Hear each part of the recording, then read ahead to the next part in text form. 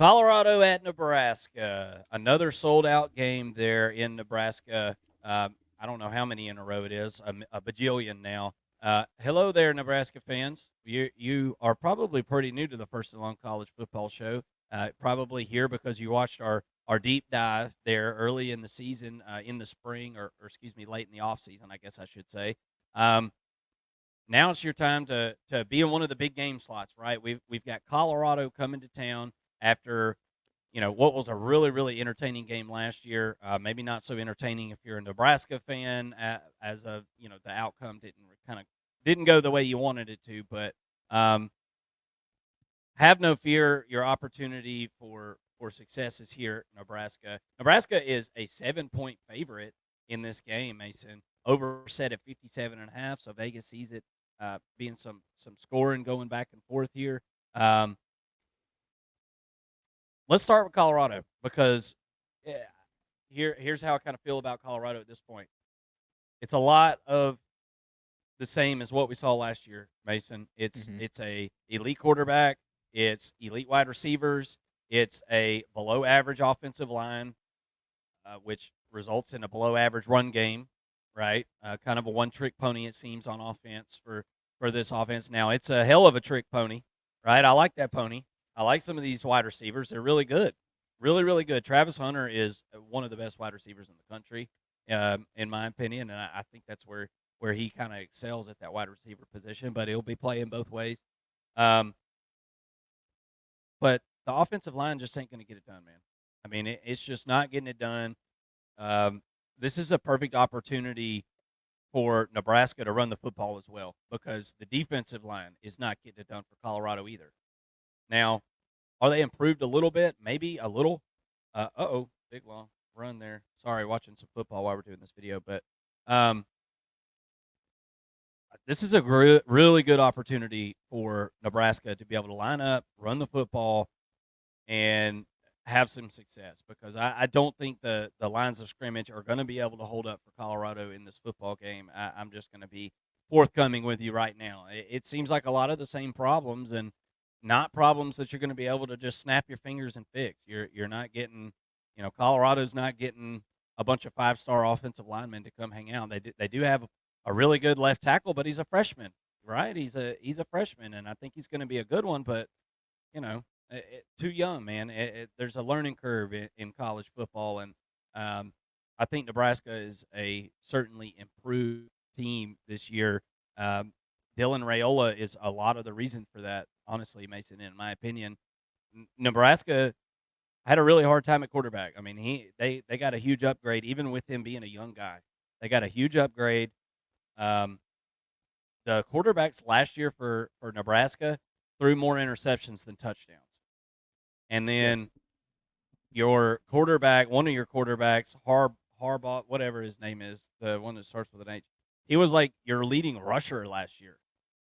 Yeah. That doesn't need to be the case. You need a running back to be your leading rusher, and that should be the case this year. And then you've got a quarterback that's I feel like got the ability to get it done. We'll see how he kind of adapts to big boy college football as the season goes on, but I still think he's an upgrade. I still think he's just an upgrade out of what you had last year, and I don't think he is going to be turning the ball over more than he's going to be scoring touchdowns. I guess is what I'm saying. So I think Nebraska fans feel a little bit better about their situation, especially after Jeff Sims last year was just an absolute turnover machine. So um,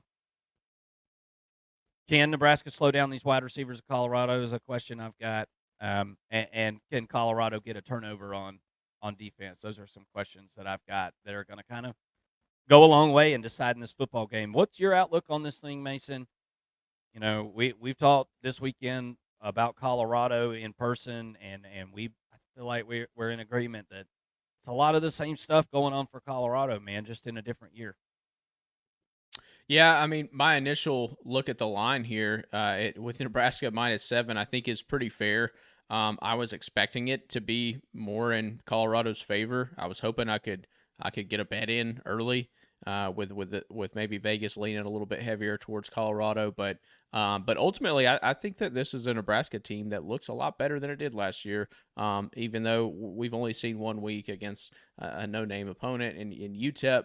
But I really liked what I saw out of Raiola. Raiola is a guy coming out of high school that I thought, has all the tools, big arm, can run when he needs to, big body, good frame, vision, all that. He's got the total package, but I think coming out of high school left a little bit to be desired. I don't know that he was necessarily just some world beater in the highest classification in Georgia football, which is a tough place to play. I think that he did himself a service in coming over to Georgia to play, but I think there were a lot of questions about him as a starting quarterback in year one as a true freshman. Those questions are kind of answered to me at this point, right? Not saying that he's gonna go out and lead the Big Ten in passing or anything like that. I'm really, I want to pump the brakes on that a little bit, but to for him to go out and execute the way he did in the first game, I thought it was really promising, and I think it shows that, like you said, this quarterback room is better than it was last year. I think they're going to be able to protect the football a good bit better than they did last year.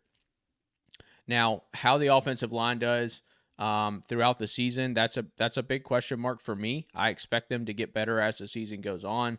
UTEP was creating a little bit of pressure here. Dylan Raiola had a really good step up and throw while he was being hit. That for a good chunk down the field, and I thought that was pretty promising. But got to protect the young quarterback as good as possible. I don't know that Colorado can take advantage of this offensive line, but teams down the road will be able to in the Big Ten. Yeah, I guess is my point. Isaiah Nayor had a great game. I think he's kind of Dylan Raiola's go-to target at this point. Can we see a little bit more of Carter Nelson? I was impressed with him. Three catches, 21 yards. The true freshman, tight end, getting himself involved a good bit. I'd like to see him get a little bit more involved, and because he's a playmaker, absolutely. And then, but for this game in particular against Colorado, I'm looking at Nebraska's ability to run the football. Can you feed Emmett Johnson? Can we get him more than 8 carries? Ramir Johnson more than 11 carries? I think that's going to be their key to success.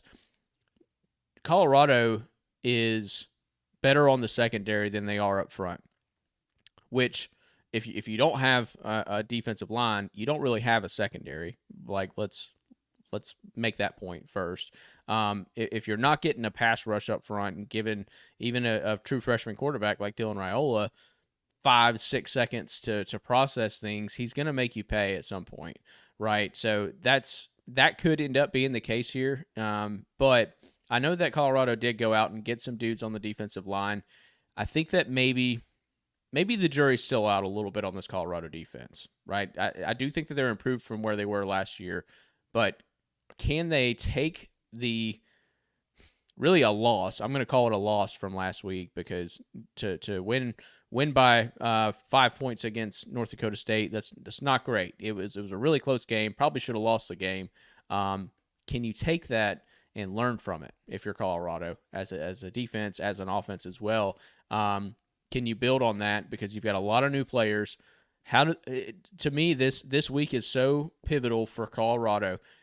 What adjustments do you make, right? Can you get the team on the same page on defense to start making stops? It looked like North Dakota State could do whatever they wanted to for most of that game. Guys were open left and right. If they go out and play the same way, Nebraska is going to blow right on past that 7-point spread. I mean, Nebraska will be able to take advantage. Matt Rule will be able to take advantage. I think that Nebraska has the coaching advantage and the personnel advantage in this football game. So if Colorado wants to leave holes like that open, it's going to be a long day for them. Really like what I saw out of Shedeur Sanders. He proved that he's one of the best quarterbacks in the country. Once again, he's not getting much blocking up front, right? He's having to kind of do some things on his own, scramble a little bit and whatnot. But he's a really special talent. So don't let him beat you, right? If you're Nebraska, and also on the perimeters, I think that Colorado has a clear advantage on the edge against this secondary for Nebraska. Limit the explosive plays. They're not going to run the football very much. You know that. You can rush for especially with this Nebraska defensive front. You can rush 4 and kind of sit Yep. back with your other 7. That's going to be an interesting dynamic there to see how Nebraska plays this defense, and or how they play defense against this offense, and if they're able to get pressure up front, sending 4, maybe an occasional 5. That to me is going to be the difference in this ball game as a whole. I mean, one way or another, how this defensive front for Nebraska faces a weak offensive line for Colorado, puts pressure on Shedeur Sanders, and limits the big plays, because Jimmy Horn and Travis Hunter on the edge, LaChauncey Wester, Will Shepherd. I mean, they're 4 deep on the edge, and I think that you've got to find other ways to limit the production there, other than just saying our secondary is gonna play against these wide receivers and stop them and lock them down. That's not going to happen. So you're going to have to bring the blitz, bring the pressure, maybe get a few turnovers on defense, and that's a recipe for success for this game. I'll let you give your spiel. I'm going to listen to what you have to say about this, and then I'll give you my pick once you're done. I don't have too much more to say. I mean, Nebraska's got to run the football here. I think your best chance at limiting a Colorado offense that is high flying and it's got really good, it's got the really good passing game. Your best defense is your offense. You got to run the football, run the clock. That's what you got to do. Nebraska, if I'm not saying I think Nebraska's going to do this anyway, but scoring quick doesn't help you a lot. I feel like you need to sustain drives in this game. You've got to have success on first and second down in the run game and keep yourself out of third and long. And I think Nebraska's going to be just fine here. If you get yourself in obvious passing situations, is where I think Nebraska starts to kind of have some issues, because you know uh, Colorado's not going to be able to expose this offensive line. We kind of talked about that. I think the offensive line is good enough to where they don't have to really worry about Colorado's defensive line. But um, if you are in third and 9 or longer, it's obvious what you're trying to do. And I like Jamal Banks, I like Isaiah Nayor, but this is a complementary style offense. You've got to stick to the run game. You're going to have success. Johnson and Dowdle are going to have really good days.